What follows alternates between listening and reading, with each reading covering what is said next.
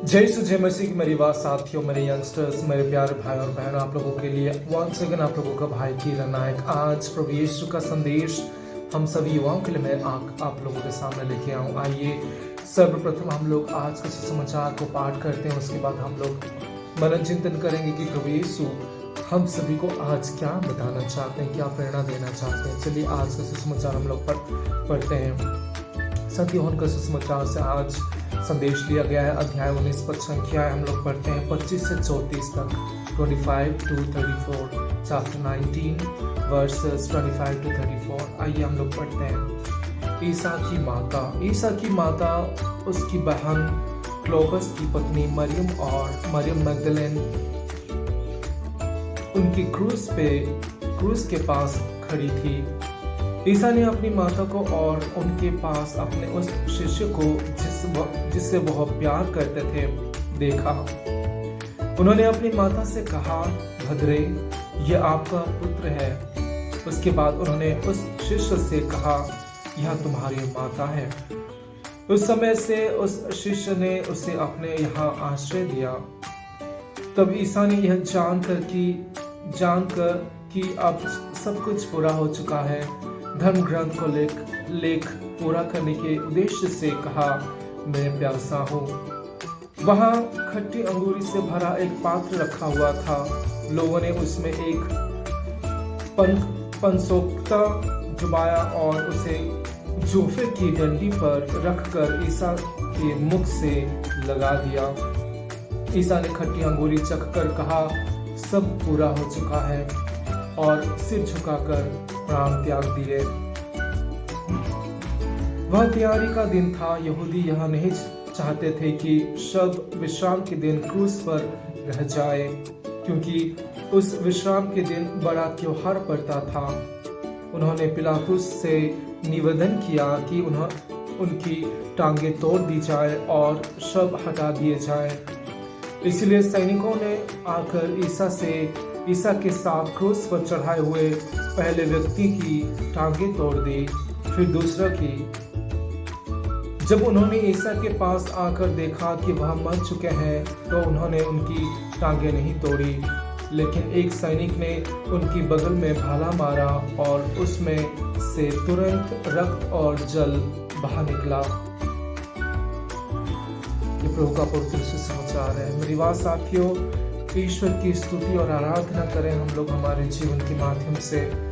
आज ये सुसमाचार जो हम लोग पढ़े, बहुत ही इम्पोर्टेंट बात हम लोग को कह रही है। स्पेशली हम माता मरियम की आज बातें हम लोग यहाँ पे पढ़ते हैं। ईश की माता, ईश्वर प्रभु यीशु मसीह की माता।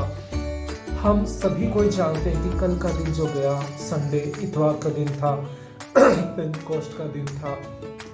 पवित्र आत्मा की अवतरित जो शिष्य लोगों के ऊपर हुआ वो दिन था। हमारे कैथोलिक चर्च, हमारे क्रिश्चियन चर्च की उत्पत्ति, उसकी जन्म दिन था कल। प्रभु यीशु की जो चर्च बनाया गया था, संत पेट्रुस को जिनको दिया गया था, कल पेंटेकोस्टल डे हम लोग मनाए, और कल था हमारा कैथोलिक चर्च का जन्मदिन।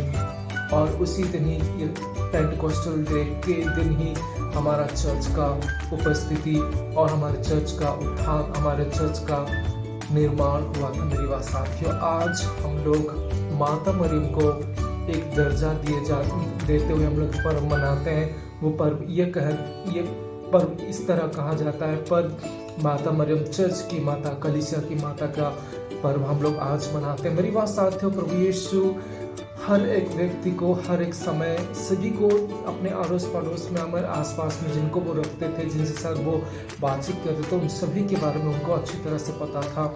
जब प्रभु यीशु क्रूस में लटके हैं, जैसे हम लोग आज सुसमाचार में पढ़ते हैं, क्रूस में लटकते हुए भी वो समझ सकते थे, जान सकते कि उसके अगल बगल में कौन है। जाने से पहले भी वो अपना काम को, अपने कर्तव्य को पूरा करते हुए जाते हैं। जो शिष्य को, जो संत यूहन्ना को, जिन्हें वो बहुत ही ज़्यादा प्यार करते थे, उन्हें कहते हैं कि ये तुम्हारी माता है, और माता मरियम को कहते हैं कि ये तुम्हारा बेटा है। कहने का अर्थ है वो हम सभी की माता के रूप में प्रभु यीशु माता मरियम को हम सभी को देते हैं, क्योंकि माता मरियम एक ऐसी व्यक्ति थी जो कि यीशु मसीह की जन्म से लेके मृत्यु तक साथ में थी और उसके बाद भी शिष्य लोगों के साथ वो रही। चर्च की जब उत्पत्ति हो रही थी, कैथोलिक चर्च की जब उत्पत्ति हो रही थी, जो शिष्य लोग इधर उधर भटक गए थे, सबको एकत्रित करने में, सबको एक साथ लाने में और एक सुसमाचार का प्रचार करने में, सुसमाचार का कार्य में लिप्त होने में माता मरियम की हाथ थी। कहने का अर्थ है मेरी बात साथियों, माता मरियम जिस तरह प्रभु यीशु की जन्म से लेकर मृत्यु और मृत्यु के बाद भी शिष्य लोगों के साथ ख्रिस्तीय धर्म को, प्रभु यीशु मसीह की वचन को, सुसमाचार को प्रचार और प्रसार करने में उनकी भी बहुत ही बड़ी भूमिका रही मेरी बात साथियों। और इसी कारण से आज हम लोग माता मरियम को माँ, कलीसिया की माँ का पर्व मनाते हैं, उनको दर्जा देते हैं। माता कलीसिया है, माता चर्च है, मदर चर्च है, द मदर ऑफ चर्च का रूप का पदवी हम लोग आज माता मरियम को देते हैं मेरे बात साथियों।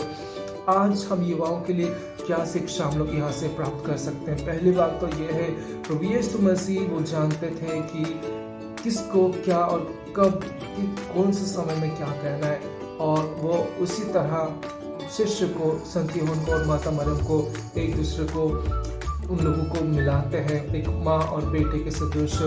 एक वो जानते थे कि अगर कोई चीज़ बंद होने जा रही, कोई चीज़ समाप्त होने जा रही, तो एक नया चीज़ को शुरुआत हो सके। हमारे जीवन में भी मेरी बात साथियों, अगर हम लोग कुछ चीज़ को पाने के लिए कोशिश करते लेकिन उसको पा नहीं पाते, वो समाप्त हो जाता है, उसका लाभ हम उठा नहीं पाते अच्छे कार्य के लिए, तो हम लोगों का दूसरी रास्ता, दूसरी क्या बोल सकते हैं, दूसरी राह हम लोगों के लिए प्रभु यीशु खोल देते हैं हमारे जीवन में, अगर कोई राह बंद हो जाता है तो। और जिस तरह माता मरियम को हम हमारे जीवन में, जिस तरह हम लोग भक्ति करते हैं, उनको अर्जी करते हैं, उनको हमारे तरफ से प्रभु यीशु को अर्जी करने के लिए निवेदन करते हैं, हम उनसे मध्यस्थता करवाते हैं। आप सभी युवाओं को मैं एक बात बताना चाहूँगा कि हम माता मरियम को उनकी पूजा नहीं करते हैं, माता मरियम को हम निवेदन करते हैं, उनको सम्मान देते हैं, उनको हम अर्जी लगाते हैं हमारे जीवन के लिए, हमारे डे टू डे लाइफ में जो भी कुछ इच्छा होती है, जो भी कुछ ज़रूरतें होती है, उन सभी को माता मरियम को हम लोग चढ़ाते हैं। माता मरियम को विनती प्रार्थना करने के लिए हम लोग रिक्वेस्ट करते हैं। माता मरियम प्रभु यीशु से विनती करती है और हमारे लिए आशीष मांगती है। मेरी बात साथ ही माता मरियम को, जिस तरह हम माता मरियम का ये महीना जो हम लोग इस महीना में हम लोग माता मरियम को याद करते हैं, उनको सम्मान देते हैं। हम लोग मई के महीना में हम लोग चल रहे हैं आज, और कुछ 2-3 दिन के बाद माता मरियम की फीस्ट हम लोग मनाएंगे। तो मेरी बात साथियों, आप सभी को मैं कहना चाहूँगा कि माता मरियम को आपके जीवन में लाइए, माता मरियम को आपके जीवन में स्थान दीजिए, ताकि वो आपको प्रभु यीशु की ओर लेके जा सके। क्योंकि माँ सभी व्यक्ति को, सभी बच्चे को, सभी लोगों को वो समझती कि ये बच्चा को, ये बेटा को, ये बेटी को क्या चाहिए, वो समझती है, वो जानती है और वो ख्याल रखती है, वो विनती प्रार्थना हमेशा हम लोगों के लिए करती है। मेरी बात साथी होता है कि हम लोग प्रभु यीशु की राह पर चल सके, प्रभु यीशु की उंगली पकड़ के हमारे जीवन में आगे बढ़ सके, वो हमेशा ये ख्याल रखती है। मेरी बात साथी, माता मरियम जो रोजरी विनती माला हम लोग जो करते हैं, मैं एक से लेके अभी 21 तक हम लोग कर रहे हैं, फिर बाद में भी करेंगे। रोजरी बहुत ही बड़ी इंपॉर्टेंट चीज़ है हमारे लाइफ में। मेरी बात साथी, माता मरियम की बहुत ही बड़ी आशीष है वो हम लोगों के जीवन के लिए। जो आदमी या जो औरत या जो बेटा या बेटी, जो यंगस्टर्स रोजरी का महत्व जानता है, वो रोजी विनती माला से अपने जीवन को विश्वास में मजबूत कर सकता है, प्रभु यीशु की ओर जाने के लिए खुद को पवित्र बना सकता है। मेरी बात साथी, इसीलिए रोजरी को हमेशा अपने साथ रखिए, रोजरी माला विनती कीजिए, पापियों की मन फिराव के लिए विनती कीजिए, बीमारियों की चंगाई के लिए विनती कीजिए। इसीलिए मैं कहता हूँ, दुनिया की हर एक जरूरतों के लिए विनती कीजिए रोजरी माला के द्वारा, और माँ हमेशा वो समझती है, जानती है। तो आज हम लोग माता मरियम को प्रभु यीशु क्रूस में लटके हुए हम लोगों को एक माँ के सदृश में देते हैं। जिस तरह माता मरियम बचपन से लेकर मृत्यु तक प्रभु यीशु के साथ थे और उसके बाद भी शिष्य लोगों के साथ थे, वो चर्च की उत्पत्ति के समय, चर्च की जन्म होने के समय में वो थी, किस तरह शिष्य लोग कार्य किए, उनके साथ वो दी। इसीलिए आज हम लोग उनको माता कलीसिया की दर्जा देते हैं, कलीसिया की माँ की दर्जा देते हैं। ईश्वर की माँ का दर्जा भी हम लोग दिए हैं, चर्च की माँ का दर्जा भी हम लोग दिए हैं,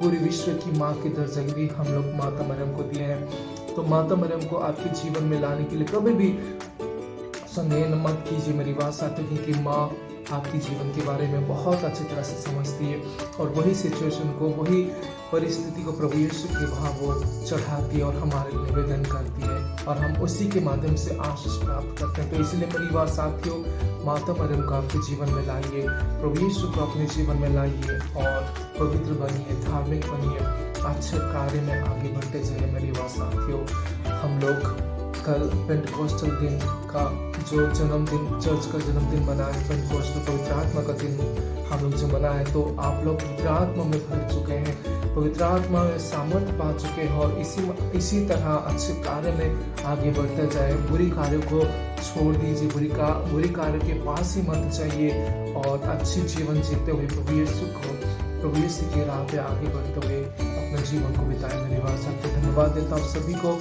आप ये सुसमाचार को सुने, अच्छा लग रहा है तो आप जरूर दूसरों तक पहुंचाने के लिए कोशिश कीजिएगा। मेरे बात साथियों, जय यीशु, जय मसीह की।